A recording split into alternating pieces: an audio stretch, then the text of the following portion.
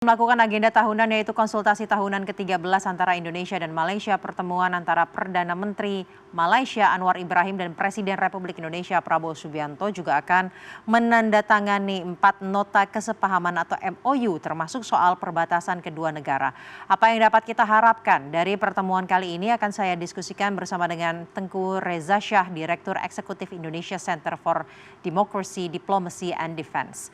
Selamat siang, Pak Reza. Selamat siang, salam dari Bandung. Baik, Pak Reza, perbatasan maritim antara Indonesia dan Malaysia di Laut Sulawesi dikatakan oleh Anwar Ibrahim sebelumnya pada saat masih di Malaysia akan menjadi salah satu topik pembahasan pertemuan kali ini dan akan menjadi MOU juga akan ditandatangani nota kesepahamannya. Sebenarnya seberapa penting dan urgent hal ini?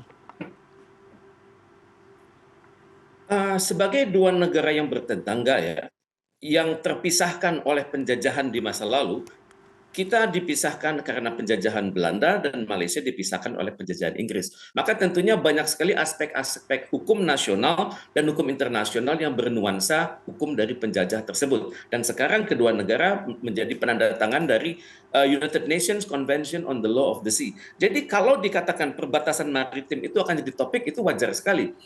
Cuman masalahnya tentunya harus datang dengan data. Perbatasan maritim ini tentunya akan bersenggolan dengan laut teritorial Indonesia, ZEE Indonesia, kemudian dengan laut dalam Indonesia. Itu akan ada masalah-masalah hukum ya, yang barangkali perlu dibahas bukan hanya di level bilateral tapi juga di level dalam negeri Indonesia. Misalnya bagaimana kedepannya nasib nelayan dari kedua negara, kemudian bagaimana dampaknya bagi suatu operasi maritim dari kedua negara, dan juga bagaimana kalau terjadi kegiatan-kegiatan yang bertentangan dengan UNCLOS di situ.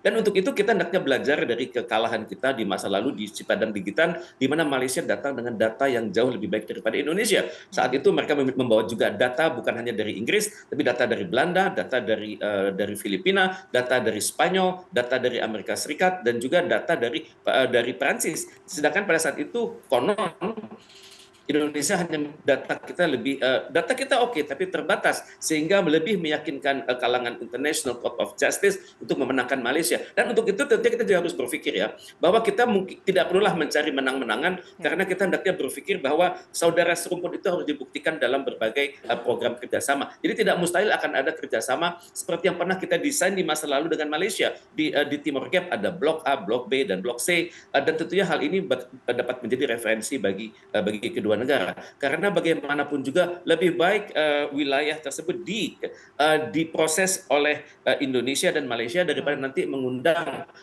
campur tangan pihak lain yang merasa memiliki semangat untuk melakukan hal yang sama. Akibatnya sebelum masalah-masalah internasional terjadi, alangkah bagusnya kalau kedua negara itu melakukan namanya barangkali joint exploration di perbatasan maritim tersebut.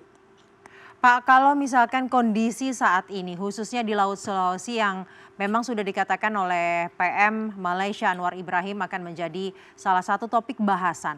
Masalah perbatasan maritim di Laut Sulawesi saat ini apa saja dan mana saja yang seharusnya menjadi fokus?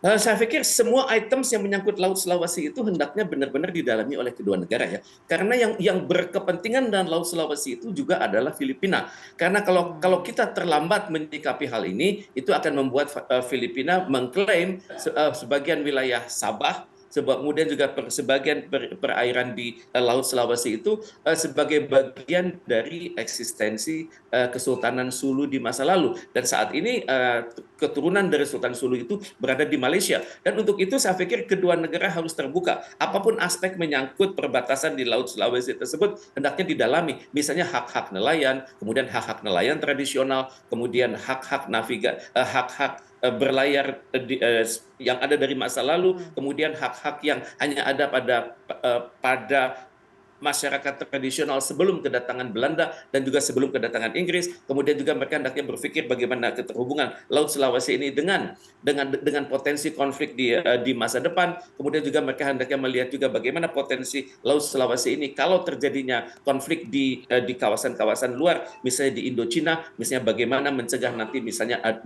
yang namanya illegal fishing, illegal mining, dan juga illegal arms shipment yang melalui Laut Sulawesi tersebut. Jadi sebelum nanti ada kesepakatan, ya tentunya saya sangat berharap bahwa ada kegiatan-kegiatan bersama, misalnya coordinated patrol dari kedua negara. Tapi tentunya hal ini harus benar-benar dirundingkan, karena selama ini coordinated patrol kita melibatkan Indonesia, Malaysia, dan Singapura. Jadi untuk itu harus hati-hati sekali, jangan sampai kegiatan-kegiatan menyangkut Laut Sulawesi ini berada di luar kendali hukum nasional kedua negara, dan hendaknya juga sesuai dengan prinsip-prinsip United Nations Convention on the Law of the Sea tahun 1981. Baik, itu artinya semoga nota kesepahaman ini kemudian bisa membawa eksplorasi dan juga perundingan yang jauh lebih komprehensif dan dalam ya mengenai perbatasan maritim. Kemudian ada nota kesepahaman lain. Tepat sekali. Baik. Ada nota kesepahaman lain, masih ada 3 lagi, salah satunya kesehatan. Kita ketahui Pak bahwa saat ini Malaysia menjadi salah satu tujuan warga negara Indonesia untuk berobat. Bahkan sempat menjadi perbincangan bahwa banyak warga negara Indonesia yang lebih percaya berobat di sana. Melihat adanya nanti penandatanganan MOU tentang kesehatan dan kondisi di Indonesia dan warga negara Indonesia yang lebih banyak berobat ke sana, seperti apa Pak?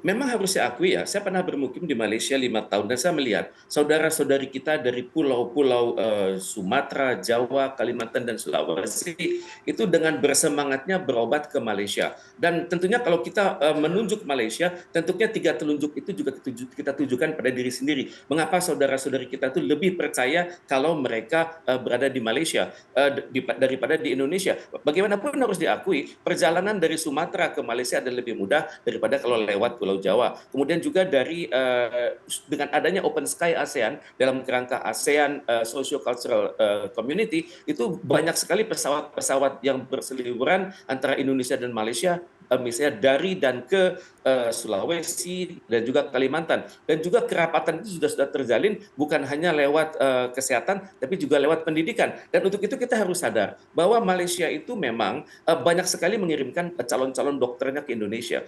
Saya melihat mereka sudah ada di Universitas Padjadjaran, terutama sekali di Universitas Diponegoro juga sudah ada.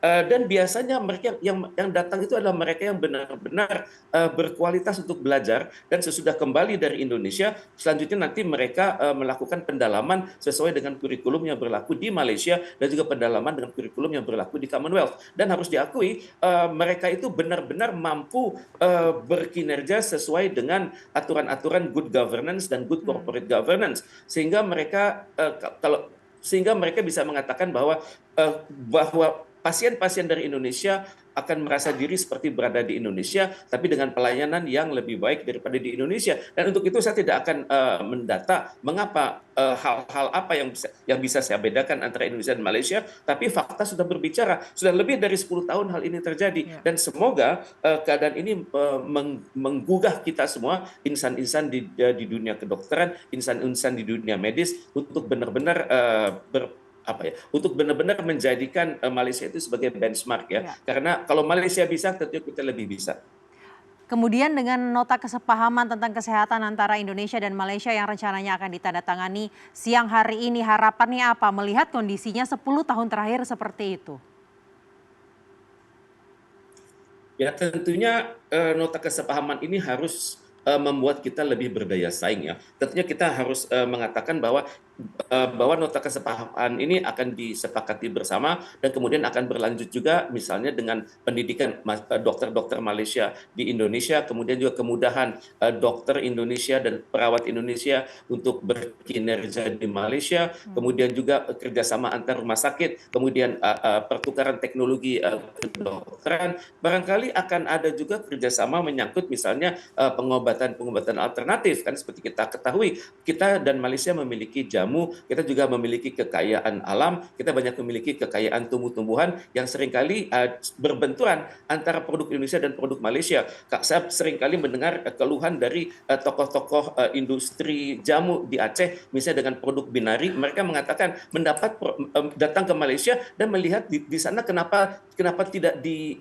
dipersulit peredaran jamu-jamu palsu kami. Jadi tentunya hal ini juga saya pikir akan dibahas, dan tentunya kalau bicara kesehatan dimungkinkan juga bergeraknya industri kesehatan Indonesia, misalnya di bidang perawatan, di bidang kecantikan, kemudian hubungannya nanti dengan hijab fashion untuk bersinergi dengan berbagai kalangan di Malaysia. Baik, baik, terima kasih Direktur Eksekutif Indonesia Center for Democracy, Diplomacy and Defense, Bapak Tengku Reza Shah telah bergabung bersama kami di CNN Indonesia siang hari ini.